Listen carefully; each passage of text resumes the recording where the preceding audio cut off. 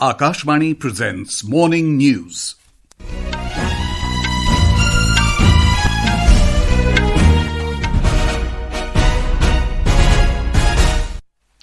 Good morning. I'm Sanjay Mattu. The headlines. Prime Minister Narendra Modi says India's reform express continues to gain momentum as country's real GDP estimated to grow at 7.4% in current fiscal. Centre issues notification for first phase of Census of India 2027. House listing operations to be conducted from April 1 to September 30 this year. Pattali Makkal Katchi joins NDA ahead of Tamil Nadu Assembly elections. External Affairs Minister S Jaishankar says India and France must work together to stabilise global politics. Documents reveal Pakistan begged US for help as India showed its might with Operation Sindoor. And ICC Women's T20 World Cup 2026 qualifier fixtures announced.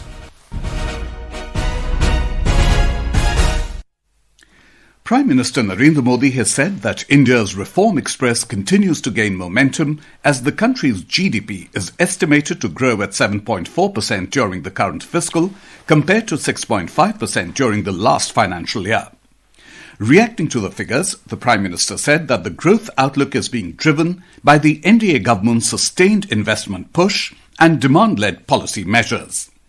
In a social media post, Mr. Modi said efforts across infrastructure development, manufacturing incentives, digital public goods and ease of doing business are aimed at realizing the vision of a prosperous India. National Statistics Office data showed that strong performance in the services sector remains a key growth driver. Financial services, real estate, professional services and public administration are projected to grow by 9.9% at constant prices in the current fiscal.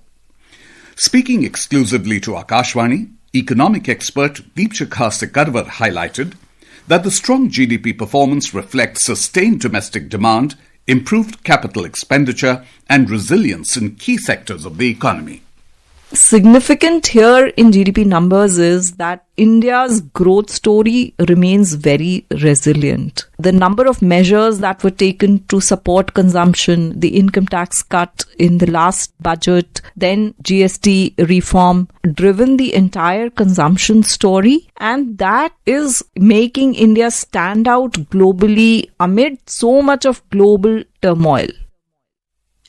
The Prime Minister's flagship platform for proactive governance and timely implementation, Pragati, has marked a significant milestone with the successful conduct of its 50th meeting. Since its launch by Prime Minister Narendra Modi in 2015, Pragati has transformed governance by enabling real-time monitoring and resolution of key infrastructure projects and public grievances through direct prime ministerial review. The platform exemplifies cooperative federalism, bringing together the centre, states and union ministries on a single digital interface. Over a decade, Pragati has helped accelerate decision-making, resolution of issues causing delay in key infrastructure projects, and instilled a strong culture of accountability. Today, in this special series, we take a look at the Solapur Super Thermal Power Station in Maharashtra.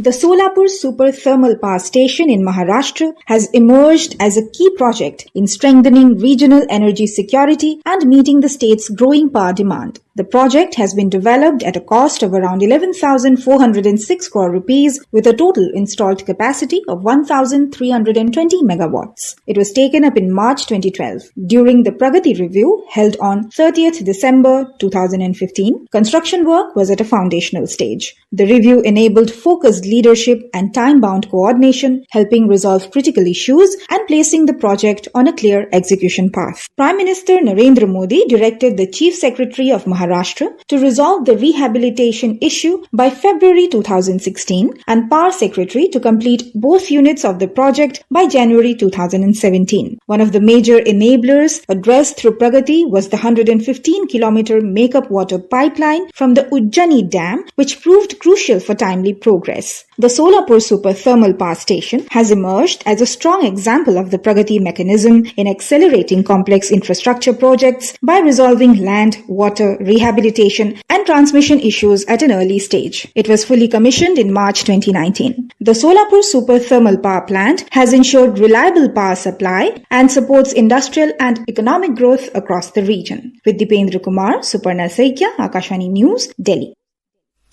The Centre has issued the notification for the first phase of Census of India 2027. House listing operations will be conducted between the 1st of April and 30th of September this year across all states and union territories during a 30-day period specified by each state or union territory. The notification issued by the Home Ministry stated that provision for self-enumeration will be available for a period of 15 days prior to the commencement of house-to-house house listing as per the schedule notified by each state or union territory. Our correspondent has the details.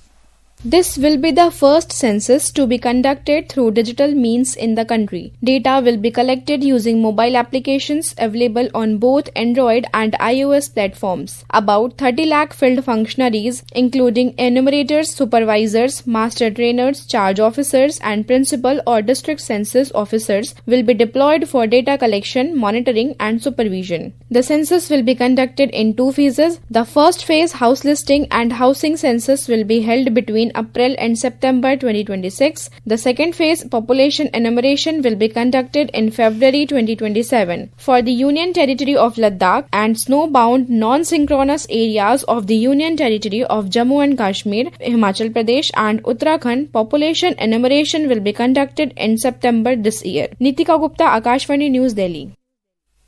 In Tamil Nadu, the Pattali Makkal Katchi has joined the National Democratic Alliance ahead of Tamil Nadu Assembly elections. AIADMK General Secretary Edappadi Palaniswamy announced the inclusion of the PMK in the NDA at a press briefing in Chennai alongside PMK Chief Anbumani Ramadas. Mr. Palaniswamy said that they are already in an alliance with the Bharatiya Janata Party and expressed the possibility of including more parties in their bloc. Speaking on the occasion, Mr. Ramadas alleged that people in Tamil Nadu are very angry with the ruling party DMK. We will contest this election under the leadership of the ADMK in Tamil Nadu. People of Tamil Nadu are very angry with the ruling party, the DMK. Women safety, alcohol, substance abuse. Farmers are very, very angry. Social injustice, all these things are there. And our alliance will come to power with a thumping majority. This is Akashvani giving you the news. For quick news updates round the clock, follow us on our X handle @AIR News Alerts.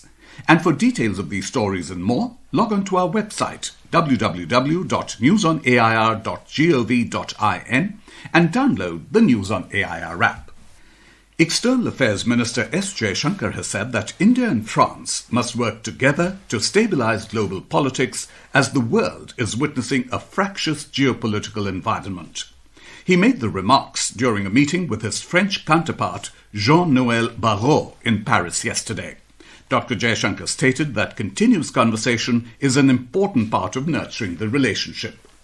France is amongst our oldest strategic partner, the first in Europe. Our particular meeting takes place in the larger context of considerable global uncertainty. We must and we are making full use of the various mechanisms we have in different domains, a productive exchange of views on global and regional issues. The External Affairs Minister also noted that India is chairing the BRICS and France is helming the G7 this year, and even referred to both sides being part of the G20 grouping. The two ministers also focused on preparing the ground for French President Emmanuel Macron's visit to India next month to participate in the AI summit. Documents released under America's Foreign Agents Registration Act show that India's Operation Sindoor, after the Pahalgam attack in April last year, had shaken Pakistan. It said Pakistan pleaded with the United States for help, even offering more investments, special access and critical minerals in exchange. Pakistani diplomats and defense officials reached out more than 50 times over emails, phone calls and in-person meetings to several US officials and intermediaries and even the US media amid the operation. Operation Sindoor was India's response to a barbaric Pakistan-sponsored terrorist attack on tourists at Pahalgam in Jammu and Kashmir. On the night of May 6 and 7, India destroyed and severely damaged multiple terror infrastructure sites in Pakistan and Pakistan-occupied Kashmir.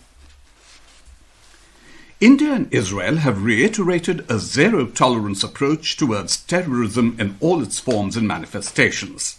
Both the countries have reaffirmed their commitment to fight this menace.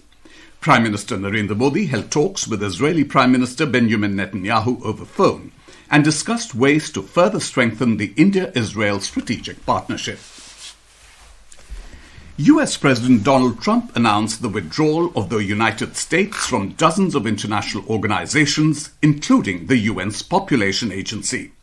Trump yesterday signed an executive order stopping US support for 66 organizations, agencies and commissions after ordering a review of American participation and funding. The State Department said in a statement that the administration believes these institutions are poorly managed, unnecessary, wasteful, or influenced by interests that do not align with US priorities and may threaten the country's sovereignty and prosperity. Back home, the Telangana government will host a mega drone and hot air balloon show along with its annual International Kite and Sweets Festival during the Sankranti festival season. The events will be held at multiple locations in Hyderabad this year. State Tourism Minister J. Krishna Rao told the media that the drone show, to be held at the Gachibowli Stadium on the 16th and 17th of this month, will showcase a blend of sports, technology and culture, highlighting India's journey from traditional heritage to modern innovation. The ICC Women's T20 World Cup 2026 qualifier fixtures have been announced. 10 teams will compete for the last 4 spots in the tournament during the Global Qualifier tournament scheduled in Nepal from the 14th of January to the 1st of February. The matches will be held in Kathmandu across 2 venues. Starting 14th of this month, a total of 10 warm-up matches have been scheduled. The India Meteorological Department has issued an orange colour warning for dense to very dense fog in Rajasthan, Haryana, Chandigarh, Punjab and Delhi today. And now, for a look at today's newspapers, it's over to Tanvi Khurana. Thank you, Sanjay. The advanced GDP estimates released by the National Statistical Organization grab front-page attention in most papers. The Tribune notes GDP to grow at 7.4% in financial year 2026, fastest in the world. An anti-encroachment drive by municipal authorities in New Delhi is prominently noticed on the front pages of most national dailies. The Indian Express reports midnight demolition near Turkman Gate triggers violence, 5 arrested. The Pioneer reports on its front page that the Supreme Court has orally observed that there was no bar on the Lok Sabha Speaker setting up an inquiry committee to probe charges against Allahabad High Court Judge Justice Yashwant Verma. Another Supreme Court observation widely covered in the press relates to its earlier order on stray dogs. The Hindustan Times quotes the Supreme Court as saying, "Not asked for dogs killing. Roads need to be dog-free." The Hindu has published an opinion piece written by Mansukh Mandaviya, Union Minister of Youth Affairs and Sports and Labour and Employment. Writing about the role of youth in achieving the goal of Viksit Bharat, Mr. Mandaviya highlights the Viksit Bharat Young Leaders Dialogue to be held from 9th to 12th of January as a platform with global resonance. And finally, in a special story captioned, "The Last Ring When India's Village Phone Fell Silent," the Financial Express cites data from the Telecom Regulatory Authority of India that village public telephone connections fell to nil in 2025. And with that, it's back to you, Sanjay. Thank you, Tanvi. That was a look at today's newspapers. And now, before we end the bulletin, the headlines once again. Prime Minister Narendra Modi says India's reform express continues to gain momentum as country's real GDP estimated to grow at 7.4% in current fiscal. Centre issues notification for the first phase of Census of India 2027, house listing operations to be conducted from April 1 to September 30 this year. Pattali Makkal Katchi joins NDA ahead of Tamil Nadu Assembly elections. External Affairs Minister S Jaishankar says India and France must work together to stabilise global politics. Documents reveal Pakistan begged US for help as India showed its might with Operation Sindoor. And ICC Women's T20 World Cup 2026 qualifier fixtures announced. And with that, we end the morning news. Have a nice day.